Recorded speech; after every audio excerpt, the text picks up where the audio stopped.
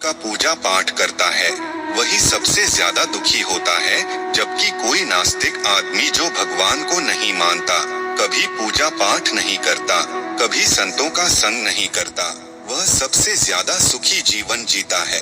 यह सब चीजें देखकर कभी कभी तो ऐसा लगता है कि भगवान ही गलत है। दोस्तों, आज के इस वीडियो में हम आप लोगों को इसके पीछे के कारण के बारे में बताने वाले हैं। भगवान श्री कृष्ण ने स्वयं इसका उत्तर दिया है। आखिरी ज्यादा पूजा पाठ करने वाले लोग दुखी और परेशान क्यों रहते हैं? इसका उत्तर भगवान श्री कृष्ण ने श्रीमद् भागवत गीता के माध्यम से बड़ी स्पष्टता के साथ बताया है। तो चलिए फिर शुरुआत करते हैं। दोस्तों, बात द्वापर युग की है, जब भगवान श्री कृष्ण और अर्जुन के बीच संवाद हो रहा था। तब अर्जुन ने भगवान श्री कृष्ण से पूछा कि हे माधव, जो लोग ज्यादा पूजा पाठ करते हैं वह ज्यादातर दुखी और परेशान रहते हैं, इसके पीछे क्या कारण है?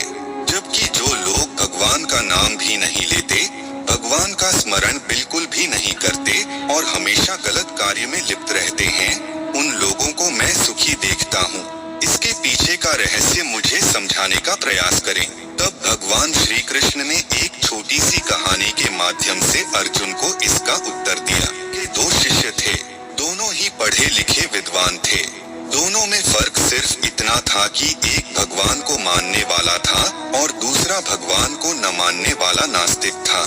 एक ऐसा था जहाँ पर भगवान की कथा होती थी, जहाँ सत्संग होता था, जहाँ भजन होता वहाँ दौड़ के चला जाता और भगवान की पूजा पाठ करने लगता।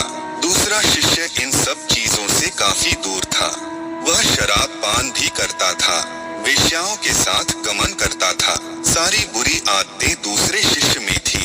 एक दिन क्या हुआ, एक शिष्य शराब पीकर अनाप शनाप बोलते हुए रास्ते में पैदल चलते हुए अपने घर को जा रहा था। अचानक उसको रास्ते में पैसों से भरा एक बैग मिल जाता है। उसकी खुशी का ठिकाना नहीं रहता। वह जोर जोर से चिल्लाते हुए सबको बताता है, मुझे 8 पैसों से भरी बैग की थैली मिल गई, मेरा जीवन सफल हो गया। इन पैसों से अपने जीवन की आवश्यकताओं की पूर्ति करूंगा। वहीं दूसरा मित्र मंदिर से भजन करते हुए अपने घर को जा रहा था। अचानक उसकी पैर में एक बड़ी कांटे चुभ जाती है, रक्त निकलने लगता है। ठीक उसी समय दूसरा शिष्य भी वहीं पहुंचता है और हंसते हुए उसको बोलने लगता है, क्यों तुम ही हो ना जो सबसे ज्यादा पूजा पाठ करते हो, भगवान का भजन करते हो, क्या दिया तुम्हारे भगवान ने तुम्हें?